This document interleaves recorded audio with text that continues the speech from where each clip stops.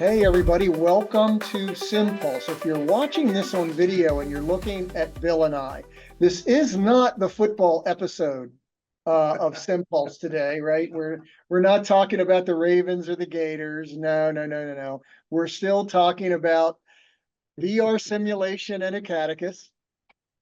Although, we might branch off here and there, but so you're forewarned. But no, thanks for tuning in and watching us today. Typically, John might have the episode off the top of his head, but I don't know what it is. Suffices today, it's October 25th. It's the Halloween episode. I don't know. Yeah, that Oh, works. the Halloween episode of Sim Pulse. We're And both wearing our costumes. yes, we're wearing our right caused up. And we have Sean Blissett with us also kind of in the background. Sean likes to hang out in the background, kind of be a silent partner, and he can chime in if we hit on a topic or an issue that particularly interests him. So Sean, thanks for attending. And we have a topic today that is going to be led primarily by Bill. Bill runs or is part of a large VR center at his organization there at Madison. And he's going to talk about setting up a VR lab today. And so with that introduction, Bill, I'm going to hand it over to you. And I'll be Awesome, here thank you. I'll be the second guy in the booth doing the color commentary. How about that? Sounds good. Sounds good. Yeah, so and we might have covered some of this before. And I know that, we always talk a little bit about sort of, what we do and stuff, but I've had a lot of questions lately. I've had some visitors to our XR Center. I've talked to some of the other places that, are using Acadicus that are using other things as well. And their questions are always very similar. And I see where you're at, and I'll show you that here in a second. I see where you're at, but we can't do that starting off. Like, I even tell people how much we spent on getting that lab together, and it was 250,000. And that was not just the lab itself, but that was also them building some custom content too. But we also had other things that we had to consider, HVAC, those kind of things. So I'm just going to kind of go through some of the things that I have mentioned to people to advise them on, ways to do it. And then the other thing to talk about is, well, I'll talk about why we're going with certain headsets, because we're making some changes here. Why we're going with certain headsets, why what benefit do I get from using one over the other, those kind of things. So we'll kind of talk about that too. So I'm actually going to start off with just sharing my screen and sort of showing what our XR Center looks like. Now, again, there could be people that are like, oh boy, I've seen that before. That's fine, no problem. There's no audio in this, so I'll talk over it. And let me get this out of the way too. So this is our XR Center at Madison College. We have 12 bays. We are set up for both PC-based VR and standalone VR. Our standalone, we usually do in larger areas. This is not quite large enough for like 24 students to be in standalone stuff. We also went with, and I'll pause here. We decided that we wanted to have a debrief area as well. Now we have considered and been considering expanding into the room that's next door, and then creating like a place for me to do the control stuff, or for multiple instructors to do control, and then for like a debriefing hub as well. But this is what we've got at the moment. We have the debriefing, and like our nursing instructors, they'll do, it'll be a half an hour, 45-minute VR simulation. And then after that, it's an hour and a half, 2-hour debrief. So their debrief is usually double the amount of time or more that the student spends in VR, kind of going over everything and anything that could impact that patient that they just met. So we went with some barriers. Now, some people don't use those, and in our smaller, we're building a satellite center up in Reedsburg, and our smaller one up in Reedsburg, I don't use these. I just teach the students how to mute their microphone. So no big deal there. But this doesn't really offer a sound barrier either. These are not for sound barrier. This was just for like physical, where does everything end? Um, the other thing, and we looked at potentially in the beginning, putting all of putting all of the bays like against the wall and then having things wall mounted. But we kind of felt like that cost was going to be maybe a little bit more than we wanted to go with rather than just using tables. And some places will have their own tables that they can use and just put the table in there. And that's kind of what we did. We did, a couple of little extra things here and there. We did a pub table and those kind of things. Mhm. So we built out a little bit. And then we got some gaming chairs that have our branding on it.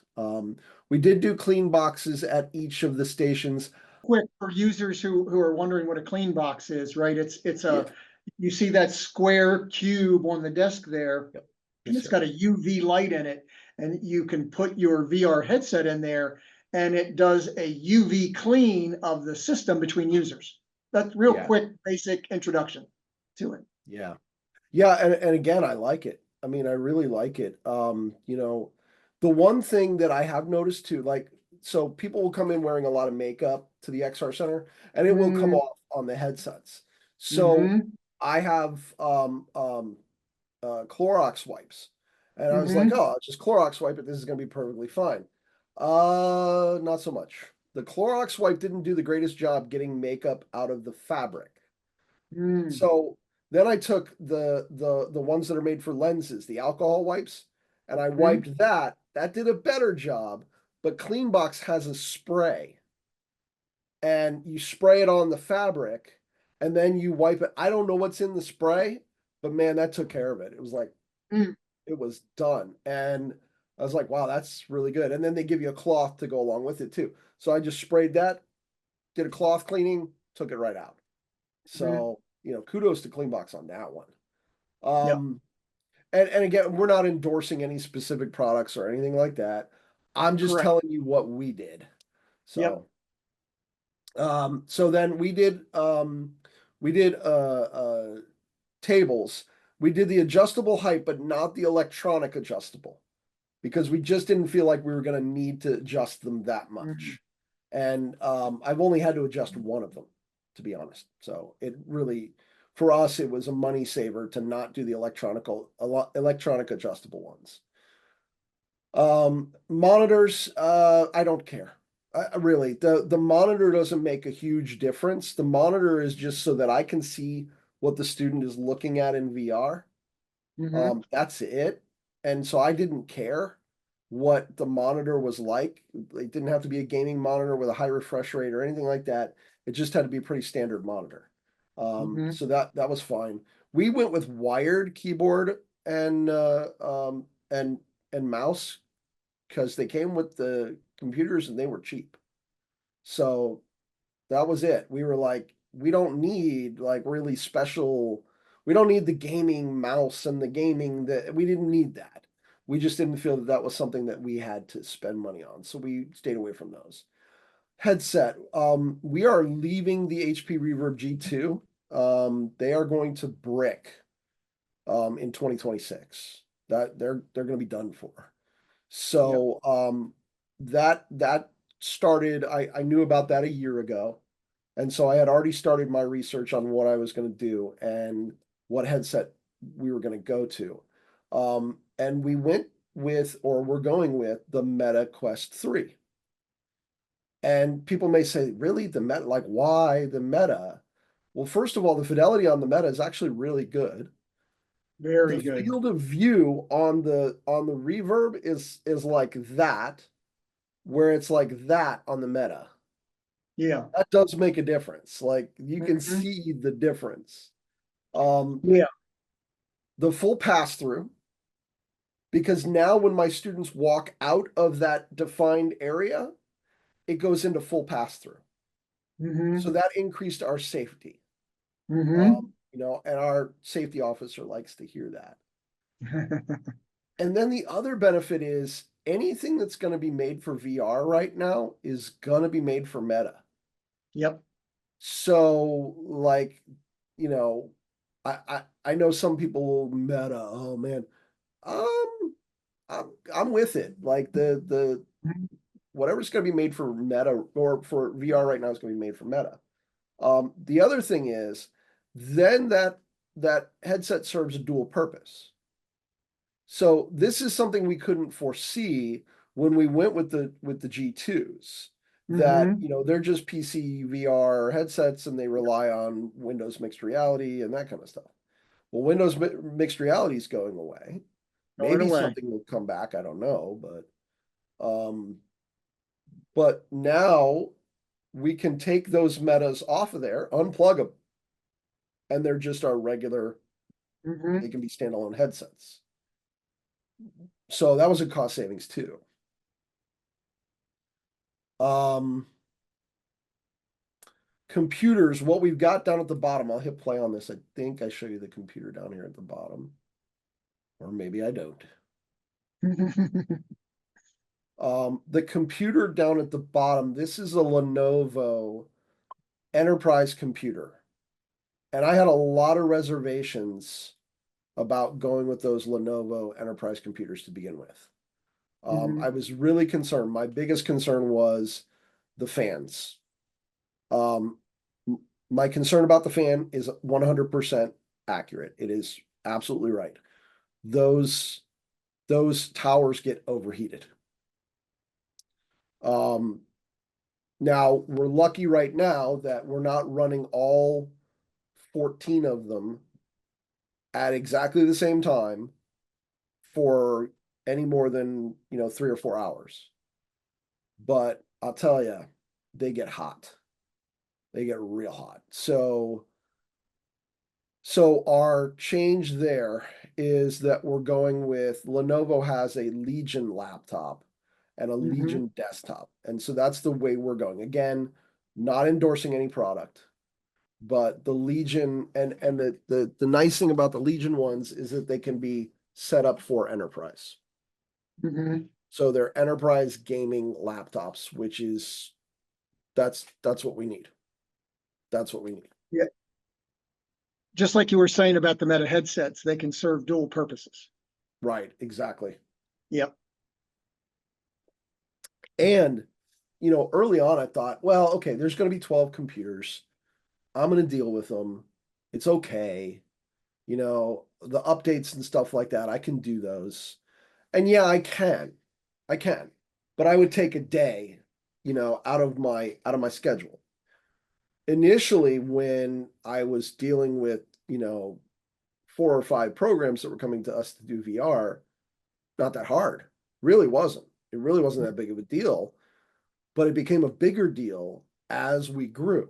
So now we're, coming up to 25, and I'm meeting with the 26th program now in December. Wow. So we're kind of running up against like, I schedule anywhere between 4 and 6 weeks out. So I can't do that anymore.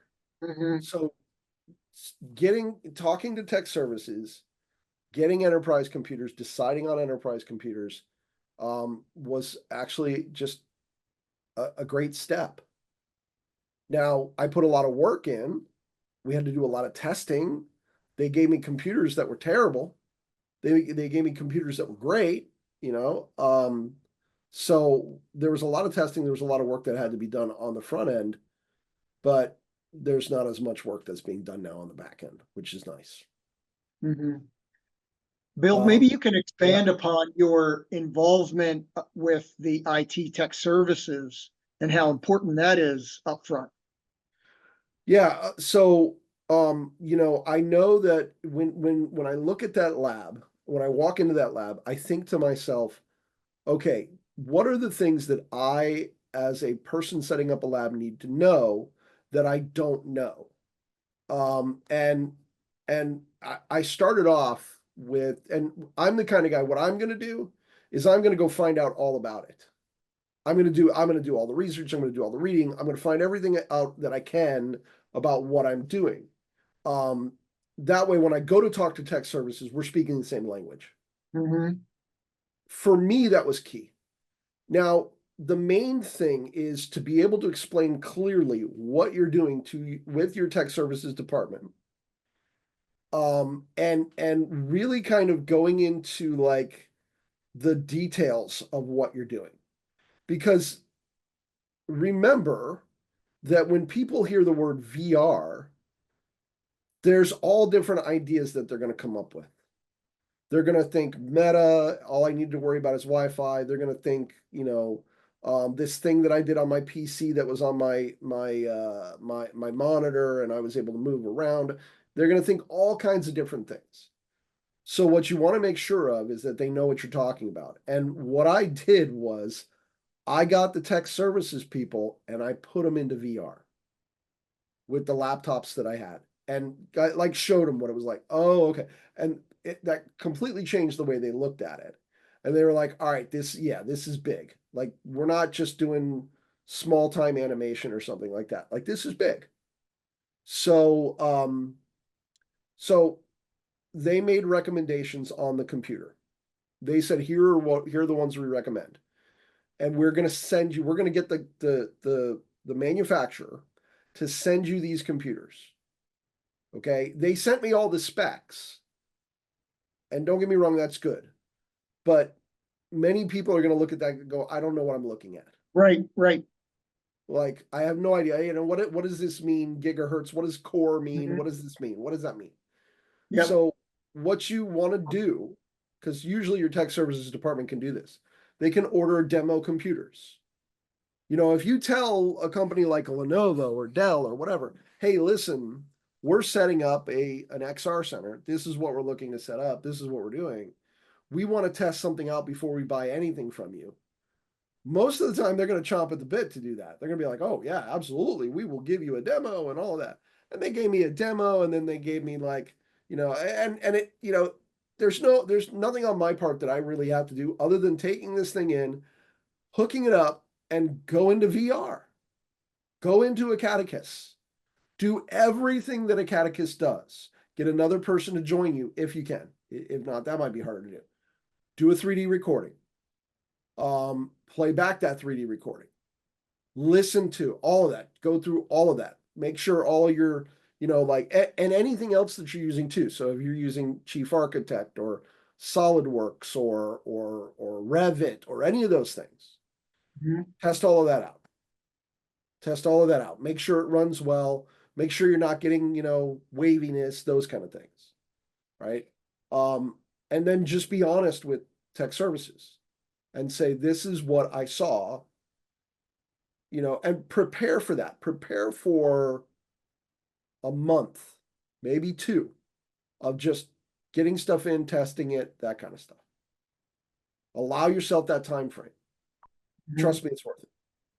Yep. It's worth Because I think, at least in my interactions with faculty who are looking at implementing VR, right? That's their focus, is how well does a catechist do what it does? Without this other thought of, there's this whole other level, especially if you're opening up a center like you're talking about, right? And I got to work the bulk of my career with IT, so I know bits and pieces of this, but there's so many things to consider in terms of the throughput for the data in the room, right? A catechist talks to the internet. And when you're Yeah. building a space or you're having people drop into a room, each one of those machines in turn is pulling down 3D objects, right? So if your internet, for lack of a better term, if your internet sucks, right, you're going to be having a lot of people waiting in blank space for those 3D objects to come down, right? Yep. So there's all these things that IT needs to consider that we will help them with and understand that are very important when you're trying to do anything at scale. Right now, Yeah. if you're talking 2 or 3 machines, you can probably get by. But I would say anything beyond that, right, you've got to start talking about bandwidth and routers and Wi-Fi and all these other level things, right? That again, most faculty are not experts at and concerned with, but still need to be brought to the table so that you have a good experience. Because unfortunately, we've seen organizations that don't do that and they have a bad experience. And after a year, they're floundering. They're like, Yep. Because they didn't do the homework like you're talking about Yep. to make sure that all these components work well together, right? Yeah, And it's absolutely. more than the headset. Yeah. Yeah, yeah, absolutely. And realize like when it comes to Acadicus, I don't use Wi-Fi. I don't use Wi-Fi. Now that doesn't mean that you can't. I did in the early days. I used Wi-Fi at my house, and it was okay. It was fine. But when you scale up like that, that's where things get a lot harder. Mm-hmm. I was using Wi-Fi early on in some of the EMS, some of the EMS labs and the buildings there. Um, Again, when you're talking about one or two, like you mentioned, Rick, not a problem. I have had 12 people, actually my total, my like record, so to speak, was Mm-hmm. 15 people at a time in the same lab in a catechus. A catechus can handle it. Can your network? Right. And Right. unfortunately, what happens sometimes is when those failures happen, and it even happened to me once. Well, it's happened to me twice where our network has gone, yeah, no. Um, and the first time I thought, was this a catechus that this happened? I had to figure out, is this the network or is this a catechus? It was not a catechus. It was not a catechus. It was our network. And we are hardwired. And our network was like, okay, too much. And it all of the students got kicked out of a catechus. Mm. Because the network, it just said network connection lost. And that's what it was. The network just kind of went, nope. Um, so, on the back end, I talked to our network people. So here's the other thing, okay? If you're used to just filing like help desk tickets, like I did early on, um, you're going to go through a lot of frustration. You are. So what I tried to do was early on, I was like filing a help desk ticket, and then it would go to someone who's working the help desk, and they would come back with a bunch of questions that either I couldn't answer or was like I just need to talk to somebody, right? And then it would go up to someone else, and then they would have all kind of questions. So what I did when it came to network, I found out who's my network administrator, like who's the person that does network. And I went directly to them and I said, hey, this is what I got. This is what I'm doing. That made my life so much easier. And then when it came to desktop engineering, so my desktop engineering, and I made relationships with these people. I was like, we're going to talk and hey, can I help you out with other things or what's going on or, how you do, I mean, if it has to be that you take your network engineer and your desktop engineer and you bring them, out for dinner or something like that, then go for it. Okay. Do it. There you go. Do it. Right. Like maybe that's a little old fashioned, right? Where we used to do that a lot. Where Mhm. you'd find Oh, somebody, hey, sure. you're the Absolutely. guy, Yep. hey, let's shake hands and go out and have something, uh, have something for Yep. dinner or whatever. I still do that. I still do Hmm. that. I will, at Christmas they'll get a quick trip card or something like that. Right. So, and then the other thing is, please praise them. Please make sure that when they do a great job, that info gets to the person that's up above them. Hmm. And like Madison College, we do like award ceremonies and stuff like that. And, there's always an award that you can nominate them for. So,